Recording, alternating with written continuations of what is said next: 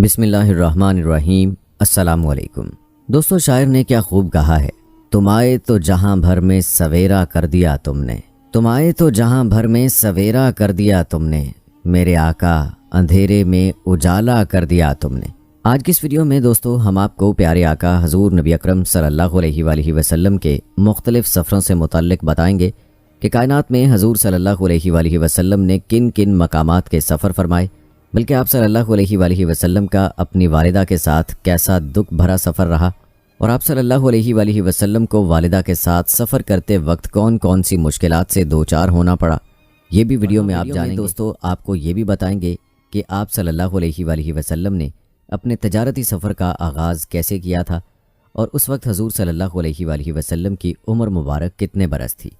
बल्कि आप ये भी जानेंगे कि जब हजूर सल्लल्लाहु अलैहि वसल्लम ने अपने पहले तजारती सफ़र का आगाज़ किया तो क्या मोजज़ात रूनुमा हुए। वीडियो में शाम का सफ़र, ताइफ का सफ़र, हिजरत का सफ़र और सुलह हुदैबिया के सफ़र की हिकमतें भी आप दोस्तों सबसे पहले हजूर सल्लल्लाहु अलैहि वसल्लम की वालिदा माजिदा का दुख भरा सफ़र आप सब के साथ शेयर करते हैं। हमारी रूह उड़कर इस मकाम तक पहुँचने के लिए बेताब है जिस मकाम पर कमसिन यतीम अरबी मोहम्मद रसूलुल्लाह सल्लल्लाहु अलैहि वसल्लम अपनी वालिदा मोहतरमा की तबीयत अचानक बिगड़ जाने की वजह से सहमे खड़े हैं। मासूम मोहम्मद अहमद सल्लल्लाहु अलैहि वसल्लम की वालिदा का इंतकाल हो रहा है, सांसें उखड़ रही हैं। 25 साला आमना रज़ियल्लाहु ताला अन्हा अपने 6 साला कमसिन मोहम्मद सल्लल्लाहु अलैहि वसल्लम से नहीफ आवाज़ में पानी मांग रही हैं। यतीम अरबी मोहम्मद सल्लल्लाहु अलैहि वसल्लम अपने नन्हे हाथों से वालिदा के होंठों से पानी का बर्तन लगा रहे हैं और वालिदा का कांपते हाथ से बेटे के नन्हे बाजू के सहारे पानी का घूंट पीने की कोशिश कर रही हैं। वालिदा की हालत देखकर मोहसिन कायनात पुरनूर आंखों से आंसू बहने लगते हैं। वालिदा ने लखते जिगर के आंसुओं को अपने रुखसारों पर महसूस करते हुए फरमाया, मेरी जान, तुम उस बाप के बेटे हो जिसका नाम अब्दुल्ला है और जिन्हें खुदा ने 100 ऊँटों के एवज़ ज़िंदगी अता की थी। मैंने जो ख्वाब देखा वो अगर सच्चा है तो अल्लाह ने आपको नबी बनाकर भेजा है, बस लोगों को हलाल और हराम में तमीज़ सिखाना। आप अपने दादा इब्राहीम का मज़हब देकर भेजे गए हो। हर इंसान को मौत आनी है, मैं भी अल्लाह को जान दे रही हूँ, मगर मेरा नाम मेरे बेटे की सूरत में हमेशा ज़िंदा रहेगा। और वालिदा कायनात ने अपने नन्हे मोहम्मद के नाजुक बाजू में जान दे दी। किसने कब्र मुबारक खो दी अल्लाह ही बेहतर जानता है। हज़रत आमना रज़ियल्लाहु ताला अन्हा की कनीज़ उम्मे ऐमन रज़ियल्लाहु ताला अन्हा आपके हमरा थीं। 16 किलोमीटर दूर अबवा गांव से कुछ लोगों को बुलाकर लाई होंगी। कब्र खोदी गई, वालिदा कायनात को कब्र में उतारा गया। पहाड़ी से नीचे उतरे तो उम्मे ऐमन ने देखा नन्हे मोहम्मद सल्लल्लाहु अलैहि वसल्लम मौजूद न थे। बेकरार होकर इधर उधर देखा तो मोहम्मद सल्लल्लाहु अलैहि वसल्लम माँ की कब्र से लिपटे सिसकियों से रो रहे थे और कह रहे थे, अम्मा, तुझे पता है तेरे सिवा मेरा कोई ना था, तू भी मुझे छोड़ के चली गई, मैं तेरे बगैर वापस नहीं जाऊँगा। उम्मे ऐमन रज़ियल्लाहु ताला अन्हा ने नन्हे मोहम्मद को कब्र से हटाने की कोशिश की तो मासूम मोहम्मद सल्लल्लाहु अलैहि वसल्लम ने कहा, मुझे छोड़ दो, मैं माँ के साथ जाऊँगा। मगर कमसिन यतीम नहीं जानते थे कि ज़ेरे ज़मीन जाने के बाद साथ छूट जाता है। हयात तैयबा सल्लल्लाहु अलैहि वसल्लम के 57 बरस गुजर जाते हैं। 57 बरस की उम्र में नबी करीम सल्लल्लाहु अलैहि वसल्लम दूसरी मरतबा मकाम अब्वा तशरीफ़ लाते हैं और असहाब रसूल सल्लल्लाहु अलैहि वसल्लम से फरमाते हैं, यहाँ रुक जाओ, इधर ही डेरे लगा लो। 1000 आदमियों के खैमे लग जाते हैं। आका सल्लल्लाहु अलैहि वसल्लम खैमे से निकलते ही वालिदा कायनात की कब्र मुबारक के सरहाने ज़मीन पर तशरीफ़ रखते हैं और सर मुबारक घुटनों में छुपाकर छोटे बच्चों की तरह हिचकियों से रोने लगते हैं। इस कैफियत में घंटों गुजर जाते हैं। 57 बरस ने सदमे को मुंदमिल नहीं होने दिया। घुटनों से सर उठाया तो दाढ़ी मुबारक आंसुओं से तर थी। फरमाने लगे, काश मेरी माँ जिंदा होती और मैं इशा की नमाज के लिए मुसल्ले पे खड़ा होता और सूरत फातिहा शुरू कर चुका होता। उधर से मेरे घर का दरवाज़ा खुलता और मेरी माँ पुकारती, मोहम्मद, तो मैं उसके लिए नमाज तोड़ देता और मैं कहता, लब्बैक या अम्मा। हम गुनाहगार लोग अपनी माँओं की ज़िंदगी में उनकी कदर नहीं करते, मगर उनके जाने के बाद दरो दीवार से रो रो कर कह रहे होते हैं कि माँ, एक बार पलट कर आवाज़ दे, तेरी बेटी तेरा बेटा दौड़े चले आएंगे। हम तो वो बदनसीब हैं जो अक्सर नमाजी भी नहीं कि ये कह सकें कि माँ एक बार तू पुकार तो सही, हम नमाज तोड़ के चले आएंगे। पर दोस्तों, काबा के सामने कुरैश के लिए जो फ़र्श बिछाए जाते, वस्त में अब्दुल मुत्तलिब बैठते, مگر ننھے محمد صلی اللہ علیہ وآلہ وسلم تشریف لاتے تو حلقہ سے گزر کر دادا محترم کے پاس چلے آتے اور سردار قریش اپنے لاڈلے پوتے کو اپنے پہلو میں بٹھا لیتے۔ حضرت آمنہ رضی اللہ تعالی عنہا ننھے لخت جگر کو ہمراہ لیے مدینہ بنی نجار اپنے مائکے تشریف لے گئیں۔ حضرت محمد صلی اللہ علیہ وآلہ وسلم کو وہ مکان بھی دکھایا جہاں آپ کے والد حضرت عبداللہ اللہ کو پیارے ہوئے تھے۔ اپنے مرحوم شوہر کی قبر مبارک کی زیارت بھی کی۔ ہجرت مدینہ کے بعد حضور پاک صلی اللہ علیہ وآلہ وسلم مدینہ میں جب بھی وہ مکانات دیکھتے جہاں آپ کی والدہ نے پرورش پائی تھی تو فرماتے، میں اپنی والدہ کے ساتھ یہاں آیا تھا اور بنی نجار کے تالاب میں تیرتا تھا اور تیراکی میں خوب مہارت حاصل کر لی تھی۔ ایک عام انسان اپنا بچپن کا زمانہ فراموش نہیں کر سکتا۔ جب آپ صلی اللہ علیہ وآلہ وسلم کا مدینہ میں اپنی والدہ ننیال کے ساتھ گزارا وقت آپ کی زندگی کا حسین ترین زمانہ تھا۔ آپ صلی اللہ علیہ وآلہ وسلم فرماتے تھے کہ اس دوران ایک یہودی نے مجھے دیکھا اور میرا نام پوچھا۔ میں نے اپنا نام احمد بتایا۔ اس نے میری پیٹھ دیکھی اور پھر کہنے لگا، یہ اس امت کا نبی ہے۔ میری والدہ کو اس گفتگو کا علم ہوا تو وہ گھبرا گئیں اور مجھے مکہ واپس لے جانے کا فیصلہ کر لیا۔ واپسی سے پہلے حضرت آمنہ رضی اللہ تعالی عنہا اپنے شوہر کی قبر پر گئیں اور بہت روئیں۔ قبر کے پاس بیٹھیں فرمانے لگیں کہ آپ مجھے شادی کے 1 ماہ بعد داغ مفارقت دے گئے جبکہ میں آپ کے احمد کی ماں بننے والی تھی۔ آج آپ کا فرزند 6 سال کا ہو گیا ہے۔ آپ کی یاد بہت تڑپاتی ہے۔ ننھے محمد والدہ کے پہلو میں بیٹھے ان کا اپنے شوہر سے دکھ سن رہے تھے۔ انہیں کیا خبر تھی کہ ان کی والدہ بھی انہیں داغ مفارقت دے جائیں گی۔ ننیال میں 1 ماہ قیام کے بعد ننھے محمد اور کنیز ایمن کے ہمراہ واپس مکہ روانہ ہو گئیں۔ شوہر کی جدائی اس قدر غالب ہوئی کہ دوران سفر بی بی آمنہ رضی اللہ تعالی عنہا کی طبیعت بگڑنے لگی۔ شاید ہارٹ اٹیک تھا کہ راستے میں ہی بیٹھ گئیں۔ مکہ اور مدینہ کے بیچ مقام ابوا کی پہاڑیوں اور بیابانوں میں جان خالق حقیقی کے سپرد کر دی۔ والدہ کی قبر میں اترنے کا منظر بچپن کی یتیم نگاہوں نے کس طرح دیکھا ہوگا، تصور سے ہی دل لرز جاتا ہے۔ ایمن رضی اللہ تعالیٰ عنہ غم سے نڈھال ننھے محمد صلی اللہ علیہ وآلہ وسلم کو ان کے دادا کے پاس لے کر پہنچی۔ دادا نے یتیم پوتے کی حالت دیکھی تو انہیں سینے سے لگا کر رو دیے ہوں گے۔ حضرت آمنہ رضی اللہ تعالیٰ عنہا والدہ رسول صلی اللہ علیہ وآلہ وسلم جو تیری ماں ہے، میری ماں ہے، ساری کائنات کی ماں ہے، ان پر کروڑوں سلام۔ دوستو، اب آپ کو یہ بتاتے ہیں کہ جزیرہ عرب ایک بالکل بے آب و گیا علاقہ ہے جہاں کھیتی باڑی کرنے یا مویشی پالنے کا سوال ہی پیدا نہیں ہوتا، اور چونکہ اس دور میں اہل عرب علم و ہنر اور فنون سے بھی ناآشنا تھے، اس لیے ان کے لیے معاش کے طور پر ایک پیشہ تجارت ہی بہترین قرار پا سکتا تھا۔ ویسے بھی جزیرہ نما عرب دنیا کے عین وسط میں ہونے کی بنا پر مختلف ملکوں کے درمیان ایک بہترین مقام اتصال تھا، اس لیے یہاں کے باشندوں کا عام پیشہ تجارت تھا اور وہ تجارت کے سلسلے میں دور دراز کے ممالک کی طرف سیاح کرتے رہتے تھے۔ ان کے تجارتی قافلے ایک جانب تو بحر ہند سے لے کر بحیرہ روم تک اور دوسری جانب جنوب عرب میں عمان و یمن سے لے کر شمال میں فلسطین و شام تک چلتے رہتے تھے۔ اس طرح یہ بڑی بڑی تجارتی شاہراہیں انہی کے قبضے میں تھیں اور ان کے بڑے بڑے تجارتی کارواں مال و اسباب سے لدے ہوئے آتے جاتے رہتے تھے۔ موسم گرما میں ان کے سفر شمال میں شام کی طرف ہوتے اور موسم سرما میں جنوب میں عمان و یمن کی طرف۔ آبادی کا بیشتر حصہ اسی تجارت پر گزر بسر کرتا، اپنا بیشتر سرمایہ تجارتی کاموں میں لگائے رکھتا۔ قافلوں کی واپسی پر منافع آپس میں تقسیم ہوتے۔ یہ تاجر پیشہ لوگ دوسرے باشندوں کی بنسبت آسودہ تھے۔ ان میں سے قبیلہ قریش کا تجارتی مقام تو بہت بلند تھا، بلکہ وہ عرب کی پوری تجارت پر حاوی تھے، جس کی شہادت خود اللہ جل شانہ نے اپنے کلام مقدس میں دی ہے۔ دوستو، حضرت محمد صلی اللہ علیہ وآلہ وسلم نے خانوادہ قریش ہی میں آنکھیں کھولیں اور اسی تجارتی ماحول میں نشو و نما پائی، لہٰذا آپ تجارت جیسے مقدس پیشے سے الگ کیسے رہ سکتے تھے؟ آپ کے چچا ابو طالب بھی تاجر تھے اور تجارت کے لیے دور دراز کے سفر اختیار کیا کرتے تھے، اور دادا کی وفات کے بعد انہوں نے آپ کی پرورش کا ذمہ اپنے کندھوں پر اٹھایا اور آپ کو اپنی اولاد سے بڑھ کر محبوب رکھا۔ اسی محبت کی بنا پر آپ کو اپنے ساتھ سفر پر بھی لے جانے لگے۔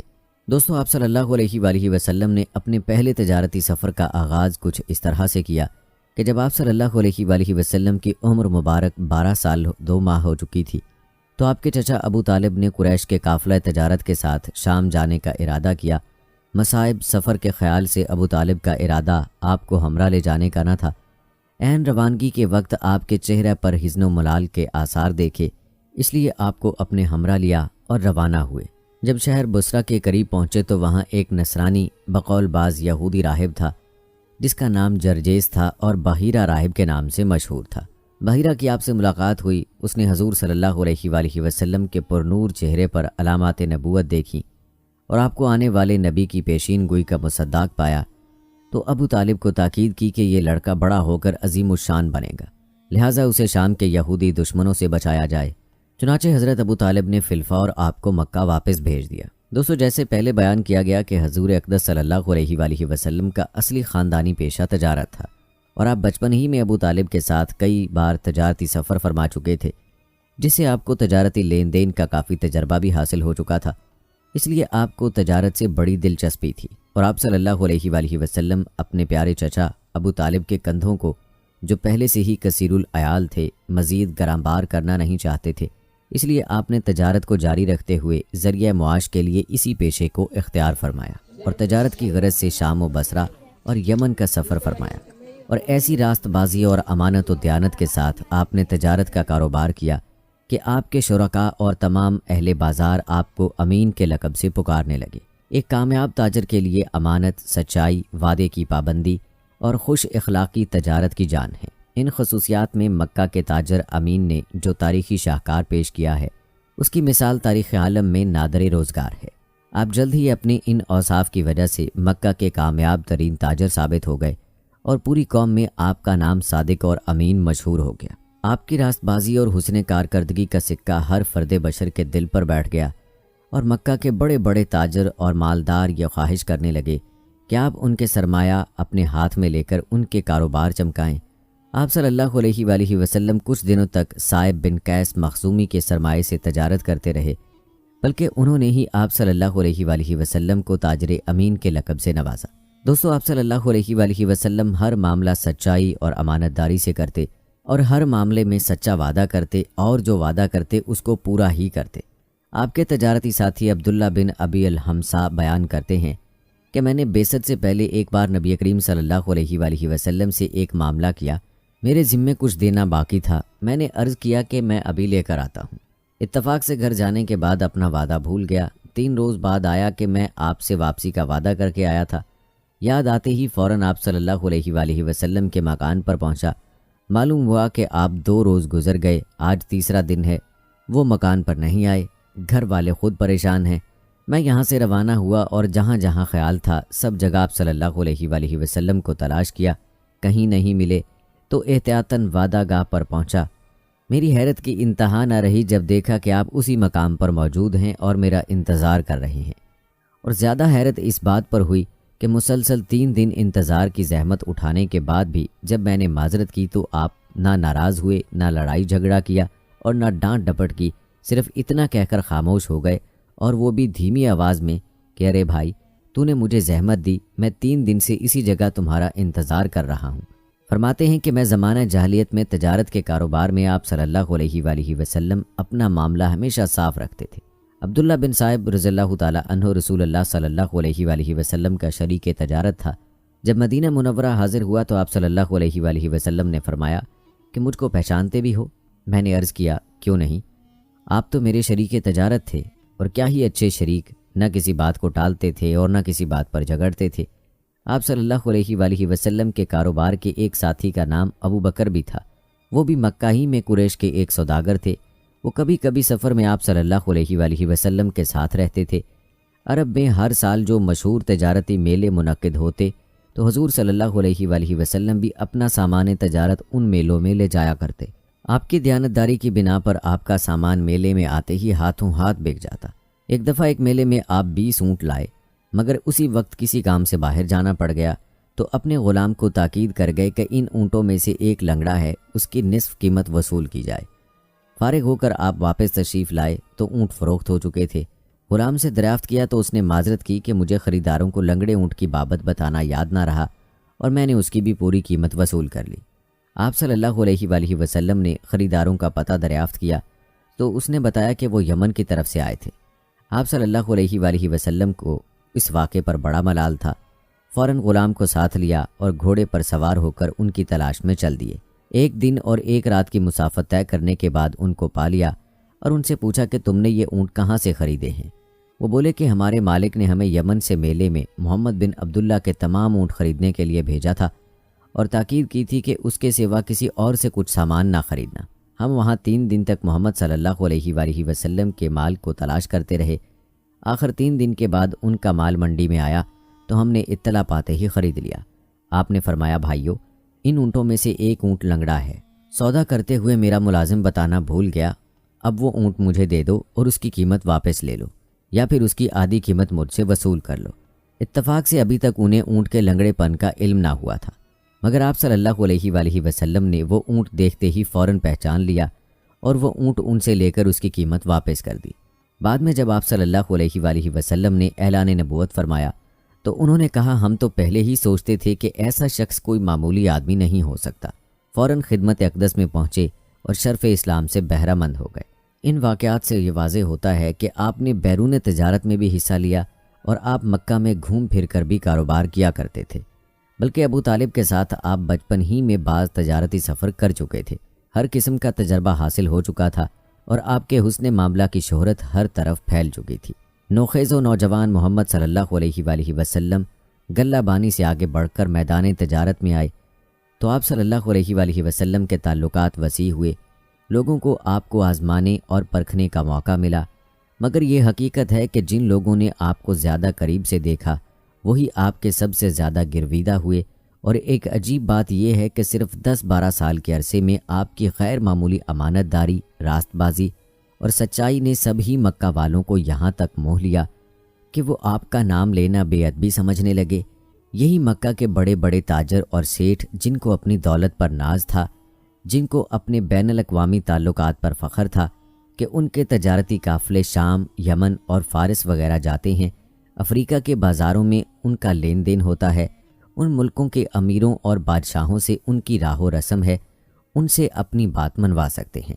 یہی روسائی قریش جو اپنے سوا کسی کو نظر میں نہیں لاتے تھے، جو دوسروں کی گردنیں اپنے سامنے جھکوانا چاہتے تھے، جن کے مشاعروں کی جان ان کے وہ فخریہ قصیدے ہوا کرتے تھے جن میں وہ اپنی عظمت اور بڑائی کے ترانے گاتے اور کوئی ان کا توڑ کرتا تو لڑ پڑتے تھے، یہاں تک کہ خون ریز جنگ کی نوبت آ جاتی تھی۔ دنیا جانتی ہے، تاریخ شاہد ہے کہ یتیم عبداللہ کی غیر معمولی سچائی اور امانت داری نے ان سیٹھوں اور رئیسوں کو اس حد تک متاثر اور گرویدہ بنا دیا تھا کہ وہ آپ کو صادق اور امین ہی کہتے تھے، نام لینا بے ادبی سمجھتے تھے۔ یہ 2 الفاظ یہاں تک زبانوں پر چڑھ گئے کہ انہوں نے قومی لقب کی حیثیت اختیار کر لی۔ دوستو، آپ صلی اللہ علیہ وآلہ وسلم کا شام کا دوسرا سفر کچھ اس طرح ہے کہ ان دنوں مکہ میں سب سے زیادہ مالدار ایک معزز خاتون سیدہ خدیجہ بنت خویلد تھیں، جو 2 بار بیوہ ہو چکی تھیں۔ انہوں نے باپ سے کثیر جائیداد پائی تھی اور اب تمام تر توجہ تجارت کی طرف مبذول کر رکھی تھی، اور اپنی تجارت کو باقی رکھنے کے لیے انہیں کسی ایسے امانت دار شخص کی ضرورت تھی جو کاروباری سلیقہ اور تجارتی تجربہ بھی رکھتا ہو۔ حضور صلی اللہ علیہ وآلہ وسلم کی عمر اگرچہ تقریباً 23 سال تھی، مگر آپ کے اوصاف حمیدہ کے چرچے شروع ہو گئے تھے۔ کاروباری سلیقے کی بھی شہرت ہو چکی تھی اور تجارتی قافلے کے ساتھ شام جا کر بیرونی تجارت کا بھی آپ کو تجربہ ہو چکا تھا، تو انہوں نے خواہش ظاہر کی کہ حضور صلی اللہ علیہ وآلہ وسلم ان کا سامان تجارت سرزمین شام کی طرف لے جائیں، اور معاملہ یہ طے ہوا کہ وہ آپ کو دوسرے لوگوں کی بنسبت دگنا منافع دیں گی۔ آپ صلی اللہ علیہ وآلہ وسلم نے اپنے چچا ابو طالب سے مشورہ کرنے کے بعد یہ پیشکش قبول فرما لی اور 23-24 برس کی عمر میں دوسری بار شام کی طرف روانہ ہوئے۔ واپسی پر آپ نے ایسا مال تلاش کیا جس کا مکہ میں فوراً نکاس ہو جائے۔ آپ نے شام سے یہ مال لا کر مکہ معظمہ میں فروخت کیا تو کافی نفع ہوا۔ حضرت خدیجہ رضی اللہ تعالی عنہا نے شام جاتے وقت جب مال سپرد کیا تو اپنے بھروسے مند غلام میسرہ کو بھی ساتھ کر دیا۔ بہانہ یہ تھا کہ وہ خدمت کرتے رہیں گے اور مقصد یہ تھا کہ مال کی نگرانی بھی رکھیں اور حضور صلی اللہ علیہ وآلہ وسلم کے عادات و اخلاق کا بھی گہرائی سے مطالعہ کریں۔ سفر شام سے واپسی پر حضور صلی اللہ علیہ وآلہ وسلم نے مال کا نفع حضرت خدیجہ رضی اللہ تعالی عنہا کے سپرد کیا، اور میسرہ نے نہ صرف امانت داری بلکہ آپ کے عام اخلاق کی بھی ایسی تعریف کی کہ حضرت خدیجہ رضی اللہ تعالی عنہا جو اپنی زندگی کا یہ آخری دور کسی راست باز کے حوالے کرنا چاہتی تھیں، دامان محمد صلی اللہ علیہ وآلہ وسلم میں ان کو گوہر مراد نظر آنے لگا۔ چنانچہ سفر شام سے واپسی کے 2 ماہ 25 روز بعد حضرت خدیجہ رضی اللہ تعالی عنہا نے آپ کو نکاح کا پیغام دیا۔ آپ نے اپنے چچا کے مشورے سے اس کو قبول فرمایا اور 25 برس کی عمر میں اپنے سے 15 برس بڑی اور 2 بار بیوہ ہو چکی خاتون کے ساتھ نکاح کیا۔ نکاح کے بعد حضرت خدیجہ رضی اللہ تعالی عنہا نے اپنا مال حضور صلی اللہ علیہ وآلہ وسلم کے قدموں پر نچھاور کر دیا، مگر آپ صلی اللہ علیہ وآلہ وسلم نے ان کا سارا مال غریبوں، بیواؤں اور یتیموں کی امداد پر صرف کر دیا اور اپنی معاش تجارت کو باقی رکھا، اسی سے اپنے کنبے کی گزر بسر کرتے۔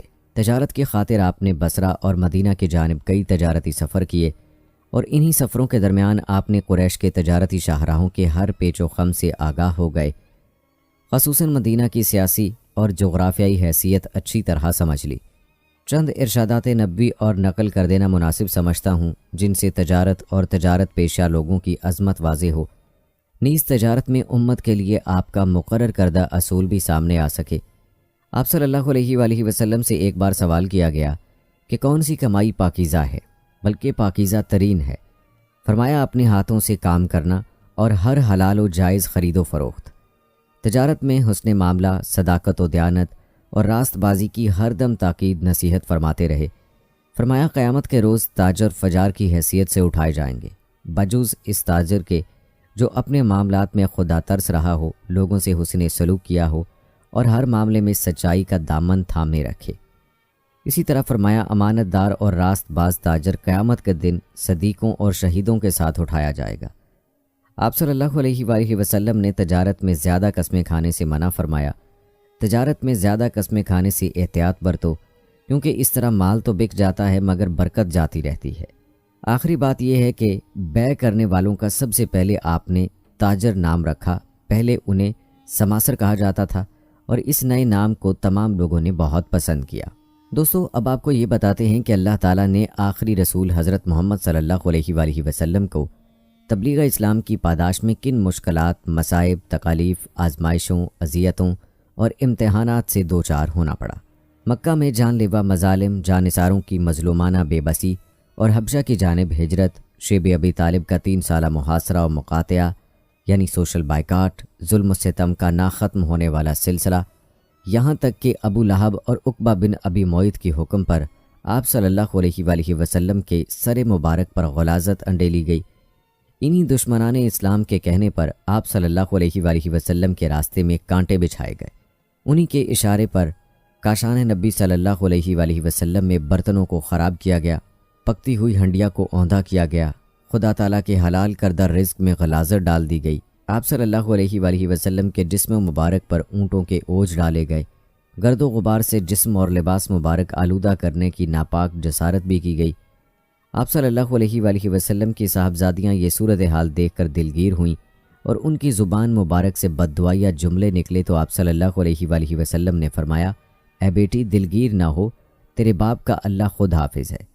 گویا ظلم، ستم، اذیت، تکلیف، ذہنی کوفت اور جسمانی تشدد جیسا وحشیانہ اور غیر انسانی برتاؤ آپ صلی اللہ علیہ وآلہ وسلم سے برتا گیا، لیکن ان سب کچھ کے باوجود آپ صلی اللہ علیہ وآلہ وسلم کے صبر و تحمل، عفو درگزر، ضبط برداشت اور استقلال میں ذرا برابر کمی نہیں آئی، اور آج تک تاریخ آپ صلی اللہ علیہ وآلہ وسلم کے رحم و کرم، عزیمت، ثابت قدمی اور فراخی اور حوصلے کی داستانیں سنا رہی ہے۔ جب مکہ کے وحشی ظلم و ستم سے باز نہ آئے تو آپ صلی اللہ علیہ وآلہ وسلم نے طائف کی طرف سفر کا ارادہ فرمایا۔ طائف مکہ سے تقریباً 40 میل کے فاصلے پر خوبصورت وادی، زرخیز باغات اور پہاڑوں سے مزین علاقہ ہے۔ مکہ کے سرداروں نے یہاں کوٹھیاں بنا رکھی تھیں۔ قبیلہ ثقیف یہاں آباد تھا۔ یہ عرب کا طاقتور قبیلہ تھا۔ قریش کی اس قبیلے سے رشتہ داریاں بھی تھیں۔ یہاں 3 بھائی عبد علیل، مسعود اور حبیب اس قبیلے کے سردار تھے۔ بعثت نبوی کا 10واں سال شوال المکرم کا مہینہ تھا۔ آپ صلی اللہ علیہ وآلہ وسلم فریضہ تبلیغ کے لیے غالباً پیدل یہاں پہنچے۔ آپ صلی اللہ علیہ وآلہ وسلم کے ہمراہ حضرت زید بن حارثہ رضی اللہ تعالی عنہ تھے۔ 10 دن یہاں قیام فرمایا، عوام و خاص کے سامنے دین اسلام پیش کیا۔ معززین علاقہ کے مکانوں پر تشریف لے گئے اور انہیں دعوت اسلام قبول کرنے کو کہا، لیکن سب نے بے رخی کا مظاہرہ کیا۔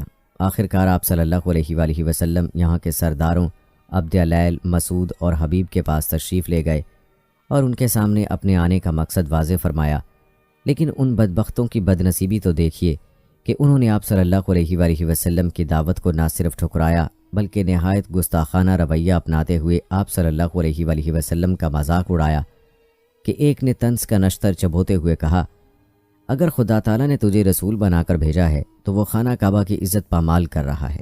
دوسرے نے بپتی کستے ہوئے کہا، اللہ کو تیرے علاوہ اور کوئی نہیں ملا جسے وہ رسول بنا کر بھیجتا۔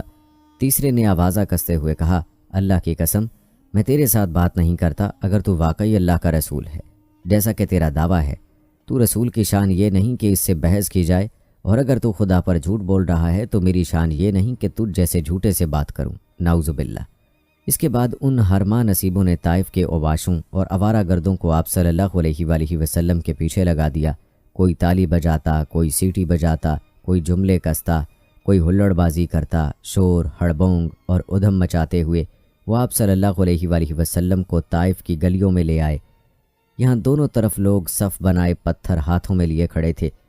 جب آپ صلی اللہ علیہ وآلہ وسلم کا گزر وہاں سے ہوا تو انہوں نے آپ صلی اللہ علیہ وآلہ وسلم کو پتھر مارنا شروع کیے۔ سر مبارک سے لے کر پاؤں مبارک بلکہ نالین مبارک تک آپ صلی اللہ علیہ وآلہ وسلم لہو لہان ہو گئے، اور پنڈلیوں اور گھٹنوں پر گہرے زخم آئے۔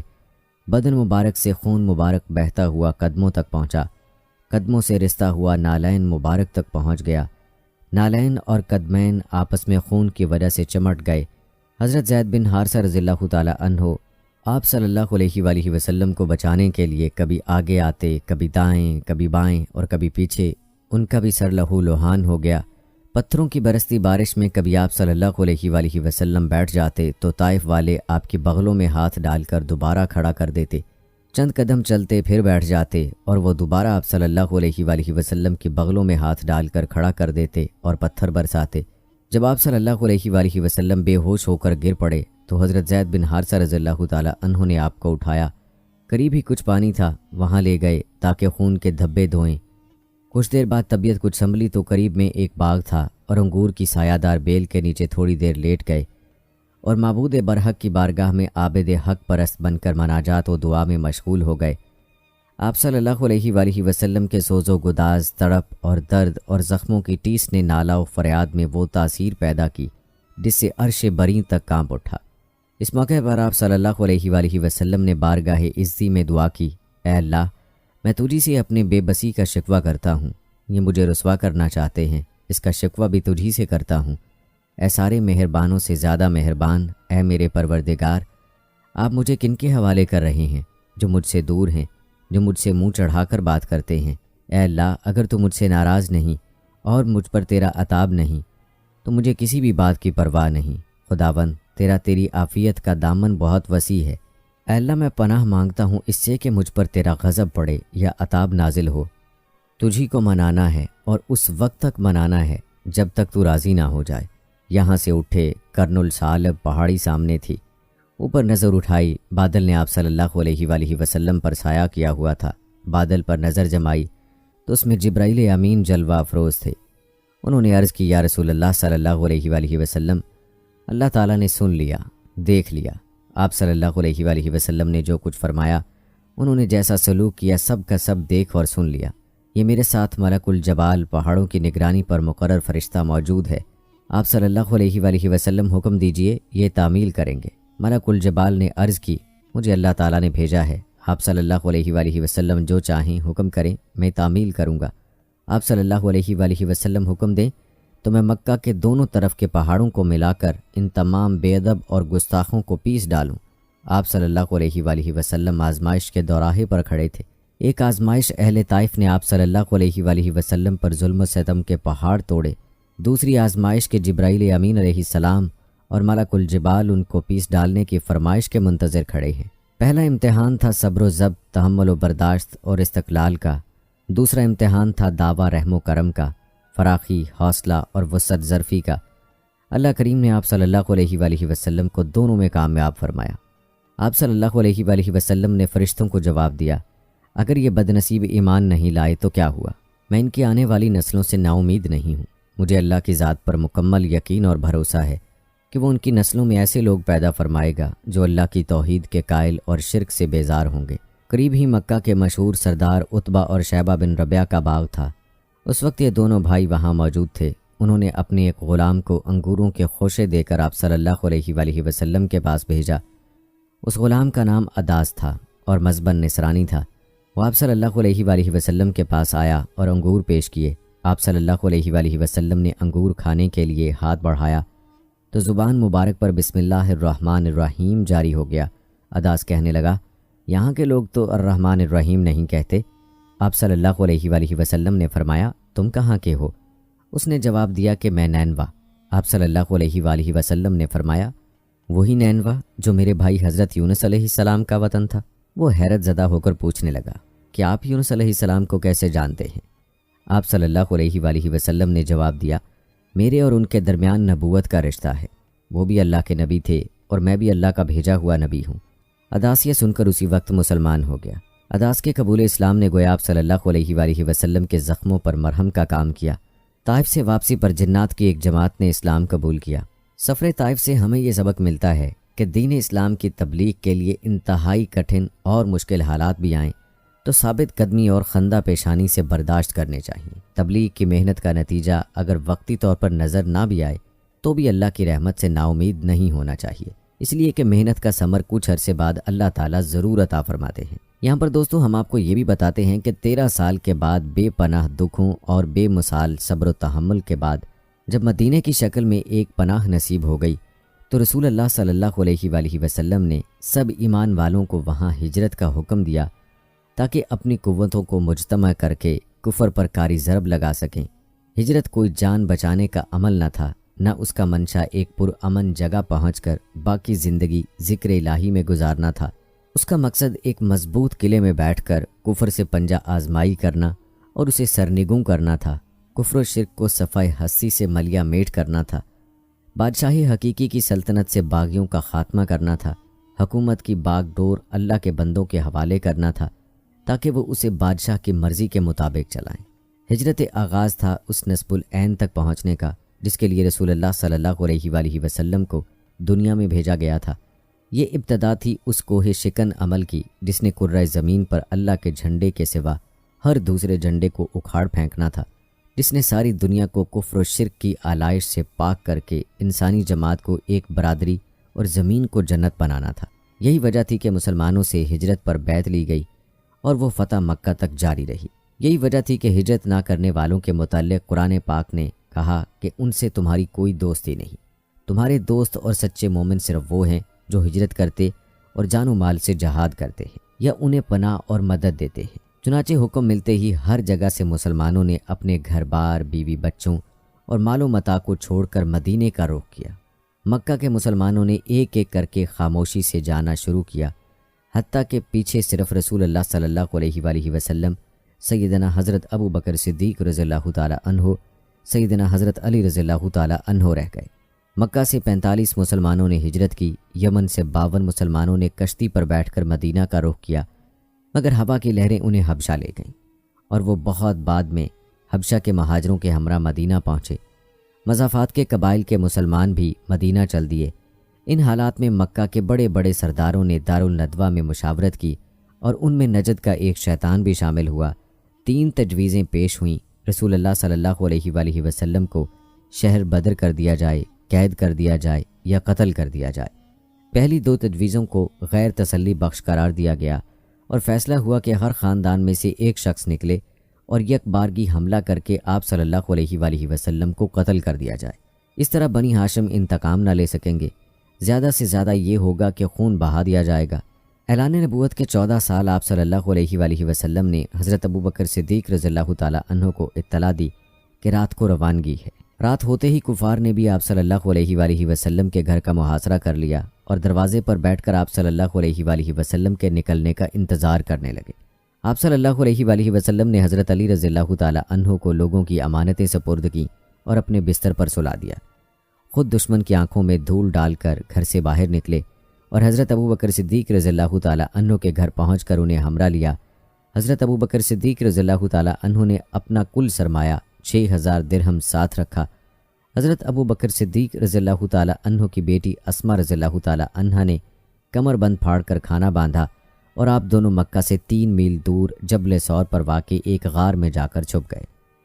دونوں وہاں 3 راتیں چھپے رہے اور کفار ان کی تلاش میں سرگرداں رہے۔ ایک کافر غار ثور تک ایسی جگہ آن پہنچا کہ جھک کر دیکھتا تو دونوں کو سامنے بیٹھا پاتا۔ حضرت ابو بکر صدیق رضی اللہ تعالی عنہ اس بات سے گھبرائے، لیکن رسول اللہ صلی اللہ علیہ وآلہ وسلم نے فرمایا، فکر نہ کرو، اس غار میں ہم دو کے ساتھ تیسرا اللہ ہے۔ قریش نے آپ صلی اللہ علیہ وآلہ وسلم کو پکڑنے کے لیے 100 اونٹوں کا انعام مقرر کر دیا۔ ان 3 دنوں میں حضرت ابو بکر صدیق رضی اللہ تعالی عنہ کے بیٹے عبداللہ، بیٹی اسما اور غلام عامر رضی اللہ تعالی عنہم کھانا اور دودھ لاتے رہے اور شہر کی خبریں بھی دیتے رہے۔ چوتھے دن عبداللہ بن عریقت جو مسلمان نہ تھا 3 اونٹنیاں لایا اور 2 اونٹنیاں حضرت ابو بکر صدیق رضی اللہ تعالی عنہ کی پالی ہوئی تھیں۔ رسول اللہ صلی اللہ علیہ وآلہ وسلم نے کسی اور کی اونٹنی پر سفر کرنے سے انکار کیا اور قیمت ادا کی۔ عبداللہ بن عریقت اجرت پر راہ دکھانے پر مامور تھا اور باوجود کافر ہونے کے اس پر اعتبار کیا گیا۔ ایک اونٹنی پر رسول اللہ صلی اللہ علیہ وآلہ وسلم سوار ہوئے، ایک پر حضرت ابو بکر رضی اللہ تعالی عنہ اور حضرت عامر رضی اللہ تعالی عنہ اور ایک پر ابن عریقت۔ رات کو سفر شروع ہوا اور مسلسل 22 گھنٹے یہ قافلہ چلتا رہا۔ اچانک ایک کافر سراقہ نے آپ لوگوں کو آ لیا، مگر اس کے گھوڑے نے 2 بار ٹھوکر کھائی اور اس نے فال نکالی تو وہ بھی ناموافق نکلی۔ وہ ڈر گیا اور امان کا خواستگار ہوا۔ حضرت عامر رضی اللہ تعالی عنہ کو امان لکھنے کا حکم دیا گیا۔ حضرت سراقہ رضی اللہ تعالی عنہ نے یہ امان فتح مکہ کے دن پیش کی۔ کہتے ہیں رسول اللہ صلی اللہ علیہ وآلہ وسلم نے اس وقت حضرت سراقہ رضی اللہ تعالی عنہ سے کہا کہ میں تو تمہارے بازوؤں میں کسریٰ کے کنگن دیکھ رہا ہوں۔ جب حضرت عمر رضی اللہ تعالی عنہ کے زمانے میں ایران فتح ہوا تو حضرت سراقہ رضی اللہ تعالی عنہ کو سچ مچ وہ کنگن پہنائے گئے۔ سفر سمندر کے قریبی راہ پر ہوا۔ ہجرت کے وقت آپ کی عمر 53 سال ہو چکی تھی۔ کچھ روز بعد 8 ربیع الاول 1 ہجری بامطابق 10 ستمبر 622 بروز جمعہ آپ صلی اللہ علیہ وآلہ وسلم مدینہ سے 2 میل باہر قباء کی بستی میں وارد ہوئے اور رک گئے۔ مکہ کے اکثر مہاجرین یہیں آ کر ٹھہرے تھے۔ پہنچتے ہی آپ صلی اللہ علیہ وآلہ وسلم نے مسجد قباء کی تعمیر شروع کی اور اپنے ہاتھ سے کام کرتے رہے۔ 14 دن یہاں قیام ہوا۔ جمعے کے دن وہاں سے روانہ ہوئے اور اس طرح کے بنی نجار آپ صلی اللہ علیہ وآلہ وسلم کے دادا ننیال ہتھیار لگائے چل رہے تھے۔ عورتیں چھتوں پر چڑھ آئیں اور انہوں نے ترانے پڑھے کہ ہم پر 14ویں کا چاند نکلا ہے اور ہم پر شکر کرنا واجب ہو گیا۔ حبشیوں نے نیزہ بازی کر کے خوشی کا اظہار کیا۔ چھوٹی بچیوں نے بھی ترانے پڑھے۔ ہر شخص نے آپ صلی اللہ علیہ وآلہ وسلم کو مہمان کرنے کی خواہش کی۔ آپ صلی اللہ علیہ وآلہ وسلم مدینہ میں بطور نجات دہندہ داخل ہو رہے تھے۔ پہچان کے لیے آپ صلی اللہ علیہ وآلہ وسلم کی سواری پر کپڑا تان دیا گیا۔ شہر میں داخل ہونے سے پہلے محلہ بنو سالم میں نماز جمعہ کا وقت آ گیا اور آپ صلی اللہ علیہ وآلہ وسلم نے وہاں اسلام کا پہلا خطبہ دیا۔ آپ صلی اللہ علیہ وآلہ وسلم نے فرمایا، اپنی آئندہ زندگی کی فکر کرو، تم مرنے کے بعد اللہ کے حضور حاضر کیے جاؤ گے۔ وہ تم سے ہم کلام ہوگا اور کہے گا کہ اے شخص، کیا تیرے پاس میرا رسول نہیں آیا تھا جس نے تجھے میرے احکام پہنچائے؟ کیا میں نے مال دے کر تجھ پر فضل نہیں کیا تھا؟ پھر تو نے کیا توشہ آگے بھیجا؟ وہ شخص دائیں بائیں اور پیچھے دیکھے گا، کچھ نہ پائے گا، پھر سامنے دیکھے گا تو جہنم کو پائے گا۔ پس اے لوگو، جہنم سے بچو، اگرچہ وہ کھجور کے ایک ٹکڑے سے ہی ہو، اور جس کے پاس وہ بھی نہ ہو وہ خوش کلامی اختیار کرے اور اچھی بات سے سائل کو رد کرے۔ دوستو، اب آپ کو یہ بھی بتاتے ہیں کہ صلح حدیبیہ میں حضور صلی اللہ علیہ وآلہ وسلم کے ساتھ کیا معاملات پیش آئے۔ دوستو، اس کا شمار اسلام کے ان تاریخی معاہدات میں ہوتا ہے جنہوں نے اسلام کی تعمیر و ترقی اور اشاعت و فروغ میں خشت اول کا کردار ادا کیا۔ اس معاہدے کے تناظر میں حضرت صلی اللہ علیہ وآلہ وسلم کی قائدانہ صلاحیت، مدبرانہ حکمت، شعوری سیاست اور امور سلطنت میں بالغ نظری کھل کر انسانیت کے سامنے آئی، جس نے تمام سلاطین عالم کو ورطۂ حیرت میں ڈال دیا، اور وہ حضرت صلی اللہ علیہ وآلہ وسلم کے ایک کامیاب سیاسی لیڈر ہونے کا اعتراف و اقرار کیے بغیر نہ رہ سکے۔ عصر سابق اور عصر حاضر کے بہت سے غیر مسلم مفکرین کا یہ خیال ہے، اگر اس موقع پر مشرکین مکہ کی جانب سے مسلمانوں کا راستہ صاف کر دیا جاتا، وہ اپنے پلان کے مطابق عمرے کی ادائیگی کر کے مدینہ واپس چلے جاتے اور اس تاریخی مصالحت کی نوبت نہ آتی، تو آج تاریخ مذاہب میں جو اسلام کو کلیدی حیثیت حاصل ہے وہ کبھی نہ ہوتی۔ آئیے سیرت نبی صلی اللہ علیہ وآلہ وسلم کی روشنی میں اس واقعے کے خد و خال، پس منظر، پیش منظر اور حالات و واقعات کا بنظر غائر جائزہ لیتے ہیں۔ مسلمانوں کو مکہ جیسا مقدس شہر چھوڑے ہوئے 6 سال کا عرصہ گزر چکا تھا مدینہ رہتے ہوئے بھی ان کے دل و دماغ میں بیت اللہ بستا تھا۔ حرم کی پرنور فضاؤں میں گزرے ہوئے لمحات کے دوران لبیک اللہم لبیک کی روح پرور لگائی ہوئی صدائیں ہر وقت ان پر عشق الہی کا سحر طاری کیے رکھتی تھیں۔ ان پرانی یادوں کو تازہ کرنے اور کعبۃ اللہ کے شرف زیارت سے مشرف ہونے کا شوق ہر آن ان کے قلوب میں مچلتا تھا۔ دوسری طرف مکہ کے حالات اور مشرکین کا اسلام کو پھلتے پھولتے دیکھ کر مسلمانوں پر شدید غم و غصہ اس راہ شوق میں سب سے بڑی رکاوٹ تھا۔ علیم و خبیر ذات کی طرف سے غیبی نظام حرکت میں آیا اور اس نے مایوسیوں کے ان گھٹاٹوب اندھیروں میں امید کی کرن کو نمودار کر کے اس مبارک سفر کے لیے ایک سبب پیدا فرما دیا۔ ہوا یہ کہ حضرت صلی اللہ علیہ وآلہ وسلم نے خواب دیکھا کہ آپ صلی اللہ علیہ وآلہ وسلم صحابہ کرام کے ہمراہ امن کے ساتھ مکہ میں داخل ہوئے اور عمرہ کیا۔ پھر بعض صحابہ رضوان اللہ اجمعین نے سر کا حلق کروایا اور بعض نے سر منڈوایا۔ نبی کا خواب چونکہ وحی کے درجے میں ہوتا ہے، اس لیے یہ خواب گویا اللہ کی طرف سے حکم تھا کہ آپ صلی اللہ علیہ وآلہ وسلم اپنے ساتھیوں کو لے کر مکہ جائیں اور عمرہ کی ادائیگی کریں۔ یہ خواب سنتے ہی صحابہ کرام رضوان اللہ اجمعین کے دلوں میں محبت الہیہ کی چنگاری بھڑک اٹھی اور وہ خانہ خدا کی زیارت کے لیے بھرپور تیاری میں مصروف ہو گئے۔ نبی کریم صلی اللہ علیہ وآلہ وسلم یکم ذیقعد 6 ہجری بروز پیر 1400 افراد کے قافلے کے ساتھ مکہ کے لیے روانہ ہوئے۔ چونکہ اس سفر کا مقصد خالصتاً عمرہ ادا کرنا تھا اور جنگ کا کوئی ارادہ نہیں تھا، اس لیے ضروری ہتھیاروں کے علاوہ کوئی سامان جنگ ساتھ نہ لائے۔ قربانی کے جانور بھی ساتھ تھے۔ ذوالحلیفہ پہنچ کر عمرے کا احرام باندھا اور جانوروں کے گلے میں نشانی ڈالی۔ دوستو، مکہ معظمہ سے 9 میل کے فاصلے پر ایک کنواں ہے جس کا نام حدیبیہ ہے۔ اسی کنویں کے نام سے وہ گاؤں منسوب ہے۔ حضرت خالد بن ولید رضی اللہ تعالی عنہ جو اس وقت تک مشرف با اسلام نہیں ہوئے تھے، مسلمانوں کی آمد کا سن کر 200 آدمیوں کی جماعت کے ساتھ روانہ ہوئے اور حدیبیہ کے مقام پر آپ صلی اللہ علیہ وآلہ وسلم کے قافلے کو روک لیا۔ معروضی صورتحال کے پیش نظر نبی کریم صلی اللہ علیہ وآلہ وسلم نے حضرت خراش بن امیہ خزائی رضی اللہ تعالی عنہ کو ایک اونٹ پر سوار کر کے بطور قاصد اہل مکہ کی طرف یہ کہلا کر بھیجا کہ ہمارے اس سفر کا مقصد صرف بیت اللہ کی زیارت اور عمرہ کی ادائیگی ہے۔ ہم آپ سے نہ جنگ کرنے آئے ہیں اور نہ ہی کوئی اسلحہ ساتھ لائے ہیں، لہٰذا ہمارے لیے حرم کے دروازے کھول دیں اور ہم سے کوئی مزاحمت نہ کریں۔ اہل مکہ نے تمام تر سفارتی آداب کو بالائے طاق رکھتے ہوئے قاصد کے اونٹ کو قتل کر دیا اور پھر ان کے قتل کے درپے ہو گئے۔ حضرت خراش رضی اللہ تعالی عنہ ان سے بچ بچاؤ کر کے نکل آئے اور واپس آ کر نبی کریم صلی اللہ علیہ وآلہ وسلم کو ساری صورتحال سے مطلع کیا۔ مشرکین کی جانب سے مسلمانوں کے ساتھ اس شدید مزاحمتی رویے سے آپ صلی اللہ علیہ وآلہ وسلم سمجھ گئے کہ اب ان کے ساتھ ٹھوس انداز میں بات کرنے اور ان کو پوری طرح قائل کرنے کے سوا کوئی چارہ نہیں ہے۔ چنانچہ آپ صلی اللہ علیہ وآلہ وسلم نے حضرت عمر رضی اللہ تعالی عنہ کو بطور سفیر اہل مکہ سے بات چیت کرنے اور امن و امان کی ضمانت دینے کے لیے جانے کو کہا۔ حضرت عمر رضی اللہ تعالی عنہ نے یہ کہہ کر جانے سے معذرت کر لی کہ یہ مصالحت کا موقع ہے، جبکہ میرا تند و تیز مزاج احتیاط کے باوجود مزاحمت کی صورتحال پیدا کر سکتا ہے۔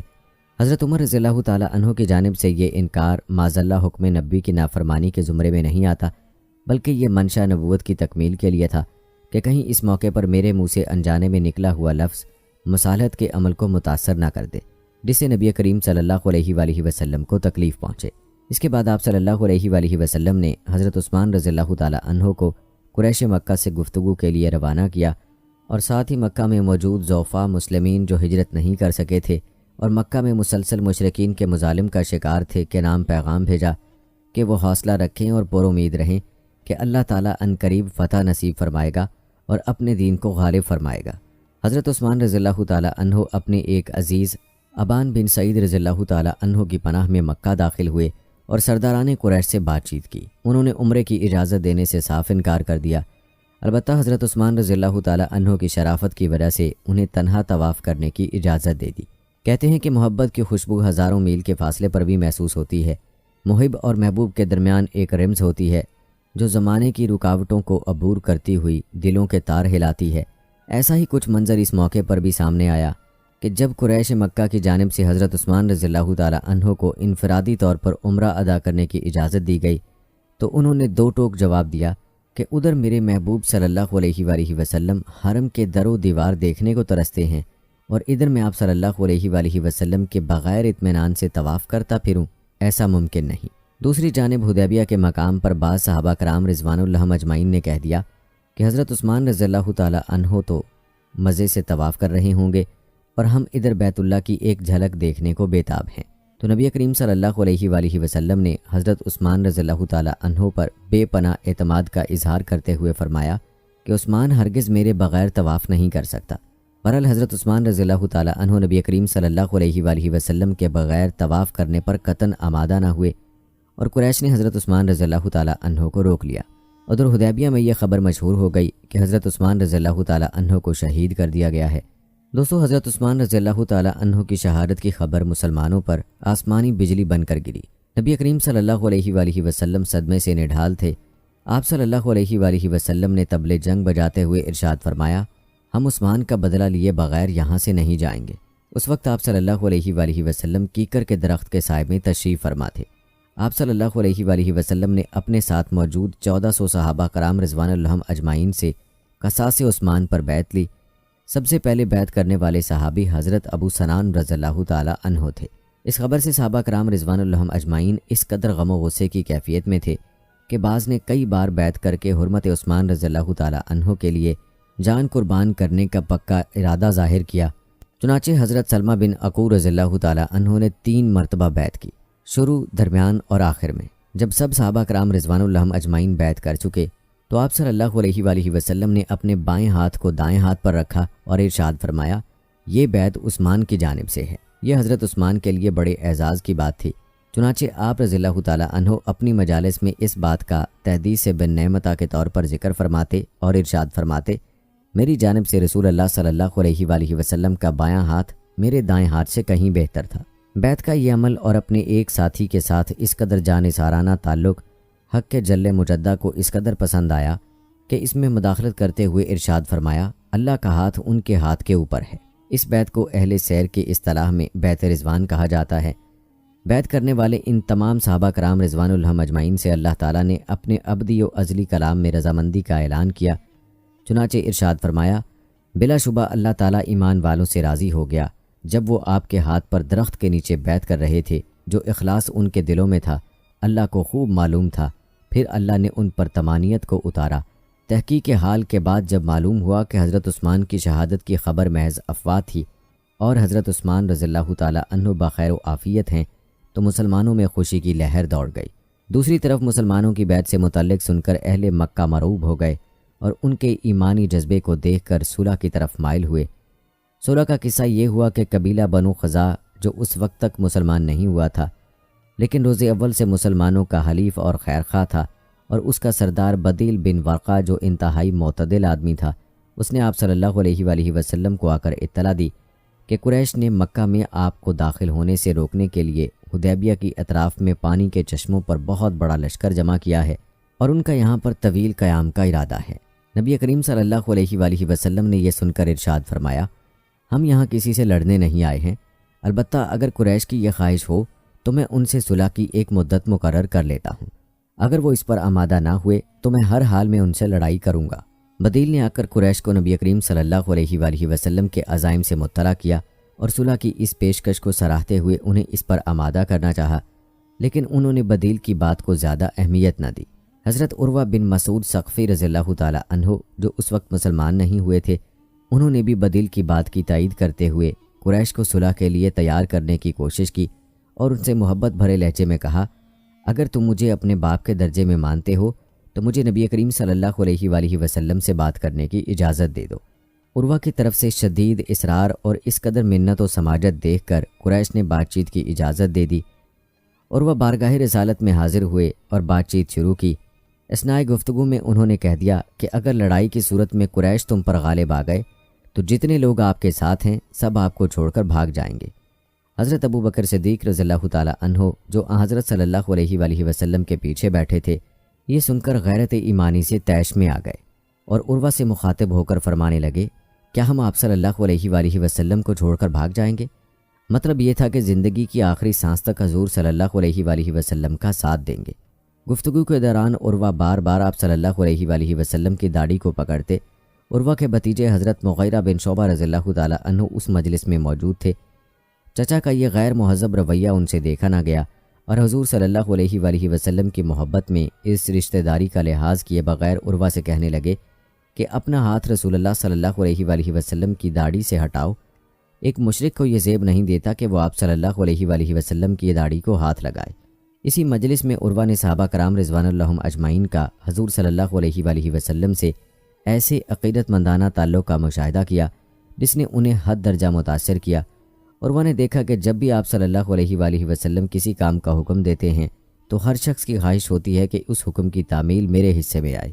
جب آپ صلی اللہ علیہ وآلہ وسلم منہ سے تھوک یا بلغم نکالتے ہیں یا وضو کرتے ہوئے پانی استعمال کرتے تو اس کو زمین پر گرنے نہیں دیتے۔ مجلس میں جب آپ صلی اللہ علیہ وآلہ وسلم بات کرتے ہیں تو سناٹا چھا جاتا ہے۔ عروہ مجلس سے اٹھے اور واپس جا کر قریش کو کہا کہ مجھے کیسر، کسریٰ، نجاشی اور بہت سے سلاطین کے دربار میں جانے کا موقع ملا، لیکن کسی بادشاہ کے دربانوں کا اپنے بادشاہ سے ایسا بے لوث رشتہ اور پرخلوص تعلق نہیں دیکھا جیسا حضرت محمد صلی اللہ علیہ وآلہ وسلم کے ساتھیوں کا آپ صلی اللہ علیہ وآلہ وسلم کے ساتھ دیکھا۔ وہ اپنی نبی کی حفاظت کے لیے کسی بھی حد تک جا سکتے ہیں، لہٰذا عافیت اسی میں ہے، ان سے مصالحت کر لی جائے۔ آخر قریش یہ صورتحال دیکھ کر صلح پر آمادہ ہو گئے اور سہل بن عمر کو صلح کے لیے بھیجا۔ شرائط صلح طے ہونے کے بعد آپ صلی اللہ علیہ وآلہ وسلم نے حضرت علی رضی اللہ تعالی عنہ سے یہ تاریخی صلح نامہ تحریر کروایا۔ دوستو، مسلمان اور قریش کے درمیان درج ذیل باتوں پر اتفاق رائے ہوا کہ مسلمان اس سال بغیر عمرہ کے واپس چلے جائیں اور آئندہ سال آ کر عمرہ ادا کریں، لیکن 3 دن سے زیادہ قیام کی اجازت نہیں ہوگی اور کسی قسم کا اسلحہ ساتھ لانے کے مجاز بھی نہیں ہوں گے سوائے تلواروں کے، اور وہ بھی نیام کے اندر ہوں گی۔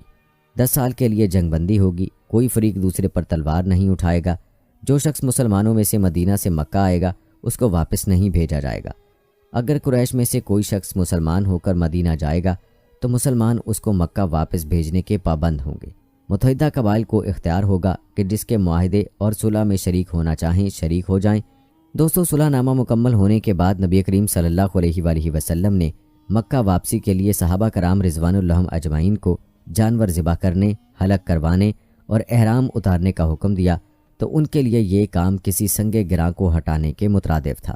بیت اللہ دیکھنے کی جستجو لے کر آنے والے ان عشاقان الہی پر بغیر عمرہ کے جانا اس قدر دشوار گزار مرحلہ تھا کہ نبی کریم صلی اللہ علیہ وآلہ وسلم نے 3 بار جانوروں کو ذبح کرنے کا حکم دیا، لیکن ایک شخص بھی نہ اٹھا۔ نبی کریم صلی اللہ علیہ وآلہ وسلم نے اپنی زوجہ حضرت ام سلمہ رضی اللہ تعالی عنہا سے بطور شکایت اس کا ذکر کیا، تو انہوں نے صحابہ کرام رضوان اللہ اجمعین کی طرف سے صفائی دیتے ہوئے کہا کہ وہ اس وقت سخت صدمے سے نڈھال ہیں، ان کی جانب سے یہ معاملہ طبعی اور فطری ہے، اس کی وجہ سے آپ ان پر ناراض نہ ہوں۔ پھر آپ صلی اللہ علیہ وآلہ وسلم کو اس قضیے کے حل کے لیے ایک تجویز پیش کی کہ آپ خود ان کے سامنے جانور ذبح کر کے سر منڈوائیں تو وہ بھی تعمیل حکم کے لیے تیار ہو جائیں گے۔ چنانچہ نبی کریم صلی اللہ علیہ وآلہ وسلم نے ایسا ہی کیا تو سب صحابہ کرام رضوان اللہ اجمعین نے آپ کو دیکھ کر قربانی شروع کر دی۔ تقریباً 2 ہفتے حدیبیہ میں قیام کے بعد نبی کریم صلی اللہ علیہ وآلہ وسلم واپس مدینہ روانہ ہو گئے۔ دوستو، صلح حدیبیہ کی اکثر شرائط مسلمانوں کے اجتماعی، مذہبی اور تبلیغی امور کے خلاف جاتی تھیں۔ اس صلح نامے کا ایجنڈا بظاہر مسلمانوں کے مسالے اور مفاد عامہ کے بالکل برعکس تھا، جس پر تمام صحابہ کرام رضوان اللہ اجمعین میں خاصی تشویش پائی جاتی تھی۔ بالخصوص وہ رقت آمیز منظر جب دیکھنے کو ملا کہ سہیل کے بیٹے ابو جندل رضی اللہ تعالی عنہ زنجیروں میں جکڑے ہوئے لائے گئے اور اس قدر گریہ و زاری سے مدینے جانے پر اصرار کیا کہ صحابہ کرام رضوان اللہ اجمعین کی ہچکیاں بن گئیں اور اس کا تحمل نہ کر سکے، لیکن معاہدے کی وجہ سے نبی کریم صلی اللہ علیہ وآلہ وسلم نے انہیں تسلی دیتے ہوئے ساتھ لے جانے سے انکار کر دیا۔ حضرت عمر رضی اللہ تعالی عنہ سے ضبط نہ ہو سکا اور یہ کہہ بیٹھے، یا رسول اللہ صلی اللہ علیہ وآلہ وسلم، ہم یہ ذلت کیوں گوارا کریں؟ بعد میں حضرت عمر رضی اللہ تعالی عنہ اپنے ان الفاظ پر بہت شرمندہ ہوئے اور اس کے کفارے کے طور پر بہت سے غلام آزاد کیے۔ نبی کریم صلی اللہ علیہ وآلہ وسلم کی اس سیاسی بصیرت کو اس وقت تو کوئی سمجھ نہ سکا، لیکن جنگ بندی کے باعث حضور نبی کریم صلی اللہ علیہ وآلہ وسلم نے دعوت کا دائرہ وسیع کر دیا، عوام سے نکل کر خاص تک اسلام کا پیغام پہنچایا، سلاطین کو دعوتی خطوط تحریر کیے، صلح کی وجہ سے اپنا اسلام پوشیدہ رکھنے والوں کو بھی اظہار کا موقع ملا۔ نتیجہ یہ ہوا کہ صلح حدیبیہ کے ٹھیک 2 سال بعد 8 ہجری میں مکہ فتح ہوا، قبائل اسلام میں داخل ہوئے اور اسلام کو تمام ادیان عالم پر غلبہ نصیب ہوا۔ اس وقت صحابہ کرام کو اس بات کا ادراک ہوا کہ نبی کریم صلی اللہ علیہ وآلہ وسلم کس دور رس سوچ کے مالک ہیں اور آپ صلی اللہ علیہ وآلہ وسلم کے نگاہ میں کیا سیاسی منظرنامہ تھا جس کی وجہ سے آپ صلی اللہ علیہ وآلہ وسلم ان کڑی شرطوں کے باوجود صلح پر راضی ہوئے۔ دوستو یہاں پر آپ کو یہ بھی بتاتے ہیں کہ ہجرت مدینہ کے بعد ایک ہی حج ہے جو حضور اکرم صلی اللہ علیہ وآلہ وسلم نے فتح مکہ کے بعد ادا فرمایا۔ یہی آپ کا آخری حج تھا جس میں آپ صلی اللہ علیہ وآلہ وسلم نے فریضہ نبوت کے ادائیگی، تبلیغ اسلام اور خدا کا پیغام خلق خدا تک پہنچا دینے کی گواہی میدان عرفات میں مجمع عام سے لی اور اس گواہی پر پھر خود اللہ تعالیٰ کو بھی گواہ بنایا۔ اس طرح دعوت اسلامی کو اٹھانے، انسانوں کی تعلیم و تنظیم و تربیت و تزکیہ کرنے اور پھر ایک عظیم الشان صالح گروہ کے جہاد کی مدد سے اسلامی نظام کا کامل نمونہ پیش کر دینے کا کارنامہ سر انجام دیا۔ رسول اکرم صلی اللہ علیہ وآلہ وسلم پوری امت اور امت کے واسطے سے پوری انسانیت کے لیے اسوہ ہیں۔ حج کے بارے میں آپ صلی اللہ علیہ وآلہ وسلم کے اسوہ حسنہ کا یہ بیان ہمارے صحابی رسول حضرت جابر رضی اللہ تعالی عنہ پیش فرماتے ہیں۔ جب وہ بہت بوڑھے ہو گئے تو حضرت حسین رضی اللہ تعالی عنہ کے پوتے امام باقر آپ کی خدمت میں حاضر ہوئے اور ان سے حضور اکرم صلی اللہ علیہ وآلہ وسلم کے حج کی بابت پوچھا۔ حضرت جابر رضی اللہ تعالی عنہ نے ہاتھ کے اشارے سے 9 تک گنتی کر کے فرمایا، بیٹے واقعہ یہ ہے کہ رسول اللہ صلی اللہ علیہ وآلہ وسلم مدینے آ کر رہے تو 9 سال تک آپ صلی اللہ علیہ وآلہ وسلم نے حج نہیں کیا۔ پھر ہجرت کے 10ویں سال آپ نے عام اعلان کرایا کہ اس سال آپ صلی اللہ علیہ وآلہ وسلم حج کے لیے تشریف لے جائیں گے۔ یہ اطلاع پاتے ہی بہت بڑی تعداد میں لوگ مدینے آ کر جمع ہونے لگے۔ ہر ایک کی آرزو تھی کہ وہ اس مبارک سفر میں آپ صلی اللہ علیہ وآلہ وسلم کے ہمراہ جائے اور آپ صلی اللہ علیہ وآلہ وسلم کی پیروی کرے اور وہی کچھ کرے جو آپ صلی اللہ علیہ وآلہ وسلم کو کرتے دیکھا۔ آخرکار مدینے سے روانہ ہونے کا وقت آیا اور یہ پورا قافلہ نبی اکرم صلی اللہ علیہ وآلہ وسلم کی قیادت میں مدینے سے روانہ ہو کر ذوالحلیفہ کے مقام پر پہنچا اور اس دن قافلے نے اس مقام پر قیام کیا۔ دوسرے روز نبی کریم صلی اللہ علیہ وآلہ وسلم نے ذوالحلیفہ میں نماز پڑھی اور پھر آپ اپنی کسوہ اونٹنی پر سوار ہوئے۔ اونٹنی آپ صلی اللہ علیہ وآلہ وسلم کو لے کر قریب کے بلند میدان بیدا پر پہنچی۔ بیدا کی بلندی سے جب میں نے چاروں طرف نگاہ دوڑائی تو مجھے آگے پیچھے دائیں بائیں حد نظر تک آدمی ہی آدمی نظر آئے، کچھ سوار تھے اور کچھ پیدل۔ خدا کے رسول صلی اللہ علیہ وآلہ وسلم ہمارے درمیان میں تھے اور آپ صلی اللہ علیہ وآلہ وسلم پر قرآن نازل ہوتا تھا اور آپ صلی اللہ علیہ وآلہ وسلم قرآن کے مفہوم اور مطلب کو خوب سمجھتے تھے، لہٰذا حکم خداوند کے تحت آپ صلی اللہ علیہ وآلہ وسلم جو کچھ بھی کرتے تھے ہم لوگ بھی وہی کرتے تھے۔ یہاں پہنچ کر آپ صلی اللہ علیہ وآلہ وسلم نے بلند آواز سے توحید کا تلبیہ پڑھا، میں حاضر ہوں میرے اللہ، میں حاضر ہوں، میں حاضر ہوں، تیرا کوئی شریک نہیں، میں حاضر ہوں، یقیناً ساری تعریف تیرے ہی لیے ہے، سارے احسانات تیرے ہی لیے ہیں اور بادشاہی سراسر تیری ہے، تیرا کوئی شریک نہیں۔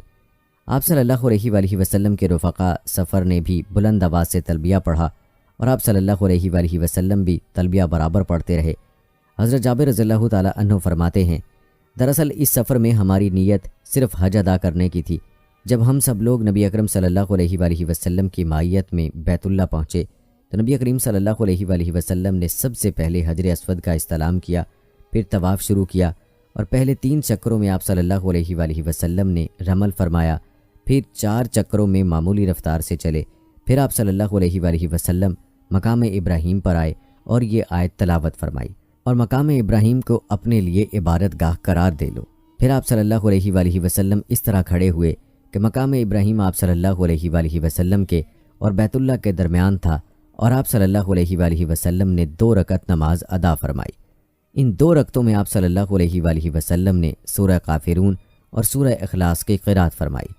پھر آپ صلی اللہ علیہ وآلہ وسلم حجر اسود کے پاس لوٹ کر آئے، حجر اسود کا استلام کیا، پھر ایک دروازے سے صفا کی طرف چلے۔ جب صفا کے بالکل قریب پہنچے تو آپ صلی اللہ علیہ وآلہ وسلم نے یہ آیت پڑھی، بلا شبہ صفا اور مروہ اللہ کے شعائر میں سے ہیں، اور فرمایا، میں صفا سے اپنی سعی شروع کرتا ہوں جس طرح اللہ نے اس آیت میں اس کے ذکر سے شروع کیا ہے۔ بس آپ صلی اللہ علیہ وآلہ وسلم پہلے صفا پر آئے اور صفا پر اتنے اونچے تک چڑھے کہ بیت اللہ آپ صلی اللہ علیہ وآلہ وسلم کو صاف نظر آنے لگا، اور آپ صلی اللہ علیہ وآلہ وسلم قبلے کی طرف رخ کر کے کھڑے ہو گئے۔ پھر آپ صلی اللہ علیہ وآلہ وسلم توحید اور تکبیر میں مصروف ہو گئے، اور آپ صلی اللہ علیہ وآلہ وسلم نے پڑھا، خدا کے سوا کوئی معبود نہیں، جو یکتا ہے، اس کا کوئی شریک نہیں، اقتدار اسی کا حق ہے، حمد و شکر کا وہی مستحق ہے، اور وہ ہر چیز پر پوری طرح قادر ہے۔ اللہ کے سوا کوئی معبود نہیں، وہ یکتا ہے۔ اس نے اپنا وعدہ پورا کر دکھایا اور اپنے بندے کی مدد کی، اور اس نے تنہا تمام کافر گروہوں کو شکست دی۔ 3 بار آپ صلی اللہ علیہ وآلہ وسلم نے یہ کلمات دہرائے اور ان کے درمیان دعا مانگی۔ پھر آپ صلی اللہ علیہ وآلہ وسلم صفا سے نیچے آئے اور مروہ کی طرف چلے، اور مروہ پر بھی وہی کچھ کیا جو صفا پر کیا تھا، یہاں تک کہ آپ صلی اللہ علیہ وآلہ وسلم آخری چکر پورا کر کے مروہ پر پہنچے تو آپ صلی اللہ علیہ وآلہ وسلم نے اپنے رفقائے سفر سے خطاب فرمایا۔ آپ صلی اللہ علیہ وآلہ وسلم اوپر مروہ پر تھے اور ساتھ ہی نیچے نشیب میں تھے۔ آپ صلی اللہ علیہ وآلہ وسلم نے فرمایا، اگر مجھے اس بات کا احساس ہو جاتا جس کا احساس بعد میں ہوا تو میں ہدی کا جانور ساتھ نہ لاتا اور اس طواف و سعی کو عمرے کی سعی و طواف قرار دے کر اس کو عمرہ بنا لیتا اور احرام کھول دیتا۔ البتہ تم میں سے جو لوگ ہدی کا جانور ساتھ نہ لائے ہوں وہ اس طواف اور سعی کو عمرے کا طواف قرار دے کر حلال ہو سکتے ہیں۔ یہ سن کر سراقہ ابن مالک کھڑے ہوئے اور پوچھا، یا رسول اللہ صلی اللہ علیہ وآلہ وسلم، یہ حکم اسی سال کے لیے ہے یا یہ اب ہمیشہ کے لیے ہے؟ اہل مکہ کے نزدیک حج کے مہینوں میں مستقل طور پر عمرہ کرنا سخت گناہ کی بات تھی۔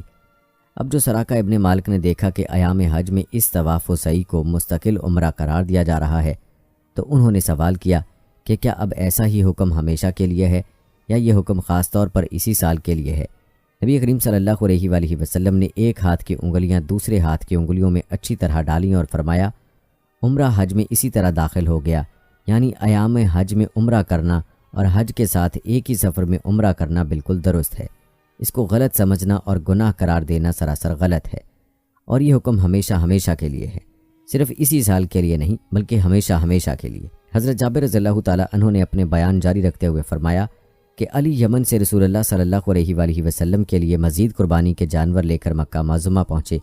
انہوں نے اپنی بیوی فاطمہ زہرا رضی اللہ تعالیٰ عنہ کو دیکھا کہ وہ احرام ختم کر کے حلال ہو گئی ہیں، رنگین کپڑے بھی پہن رکھے ہیں اور سرما بھی لگا ہوا ہے۔ حضرت علی رضی اللہ تعالیٰ عنہ کو یہ بات کچھ غیر مناسب معلوم ہوئی اور ناگواری کا اظہار کیا تو حضرت فاطمہ رضی اللہ تعالیٰ عنہ نے جواب دیا، مجھے ابا جان نے اس کا حکم دیا تھا، یعنی میں نے رسول اللہ صلی اللہ علیہ وآلہ وسلم کے حکم سے ہی احرام ختم کیا ہے۔ رسول اللہ صلی اللہ علیہ وآلہ وسلم حضرت علی رضی اللہ تعالیٰ عنہ کی طرف متوجہ ہوئے اور پوچھا، اے علی، جب تم نے احرام باندھا اور تلبیہ پڑھا تو کیا نیت کی؟ یعنی صرف حج کی نیت تھی یا حج اور عمرہ دونوں کی نیت تھی؟ علی رضی اللہ تعالیٰ عنہ نے جواب میں کہا، میں نے کہا تھا اے اللہ، میں بھی اسی چیز کا احرام باندھتا ہوں جس کا احرام تیرے رسول صلی اللہ علیہ وآلہ وسلم نے باندھا ہے۔ رسول اللہ صلی اللہ علیہ وآلہ وسلم نے ان سے کہا، میں تو چونکہ اپنے ساتھ ہدی کا جانور لے کر آیا ہوں اس لیے میرے لیے احرام کھولنے کی گنجائش نہیں ہے، اور تم نے بھی وہی نیت کر لی ہے جو میری ہے، لہٰذا تمہارے لیے بھی احرام کھول کر حلال ہونے کی گنجائش نہیں ہے۔ حضرت جابر رضی اللہ تعالیٰ عنہ کہتے ہیں، ہدی کے اونٹ جو علی رضی اللہ تعالیٰ عنہ یمن سے لے کر آئے تھے اور خود رسول اللہ صلی اللہ علیہ وآلہ وسلم جو اپنے ہمراہ لائے تھے، یہ سب 100 تھے۔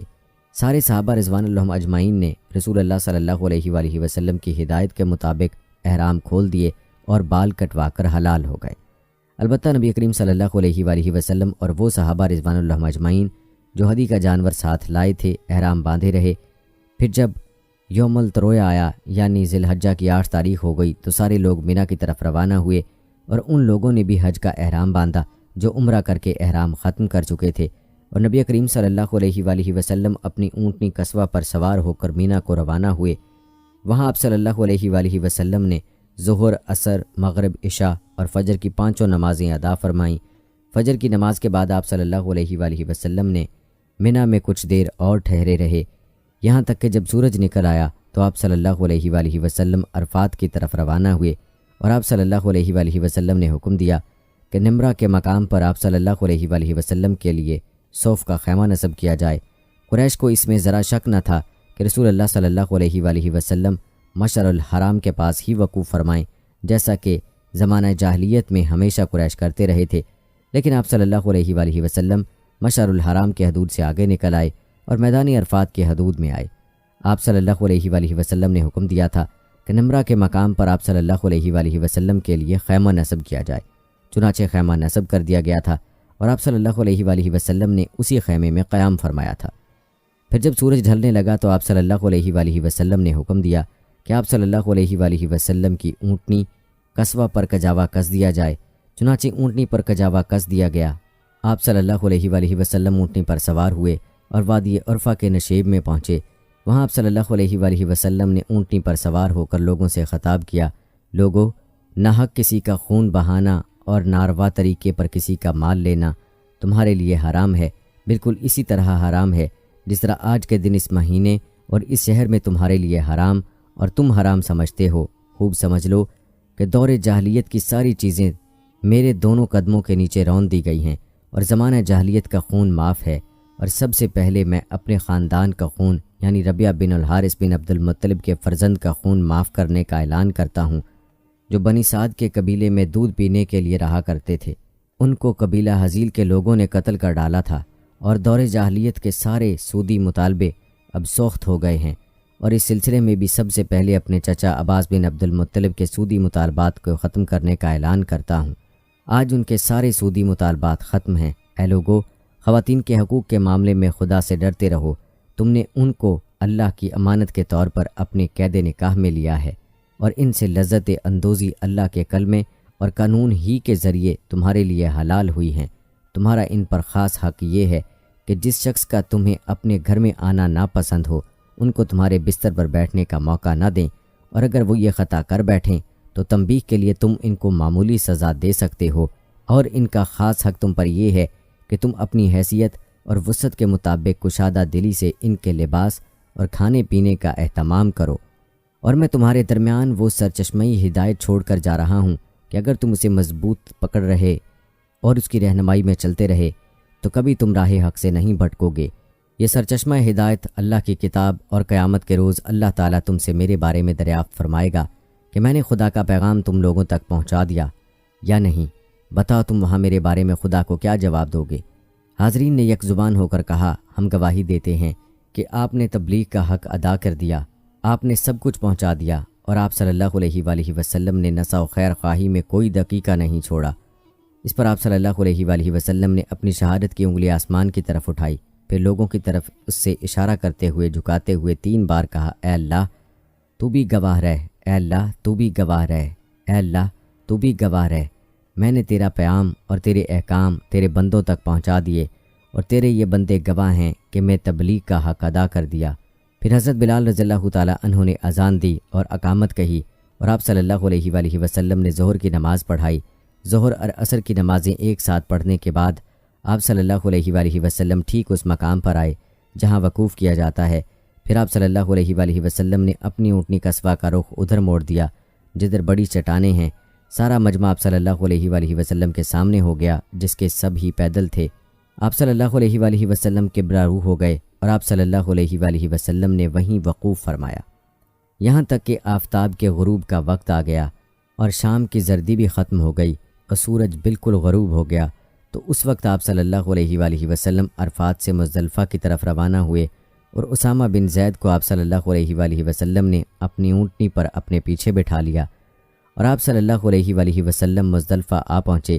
یہاں کر آپ صلی اللہ علیہ وآلہ وسلم نے مغرب اور عشاء کی نماز ایک ساتھ پڑھی، اذان ایک ہوئی اور اقامت دونوں کے لیے الگ الگ، اور ان دونوں نمازوں کے درمیان آپ صلی اللہ علیہ وآلہ وسلم نے کوئی سنت یا نفل نماز نہیں پڑھی۔ اس کے بعد آپ صلی اللہ علیہ وآلہ وسلم آرام فرمانے کے لیے لیٹ گئے اور آرام فرماتے رہے یہاں تک کہ صبح صادق ہو گئی اور فجر کا وقت ہو گیا۔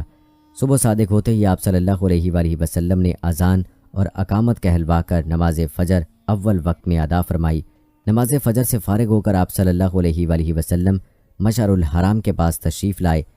یہاں آ کر نبی اکرم صلی اللہ علیہ وآلہ وسلم قبلے کی طرف رخ کر کے کھڑے ہو کر دعا، تکبیر، تحلیل اور توحید و تسبیح میں مصروف ہو گئے اور دیر تک مصروف رہے۔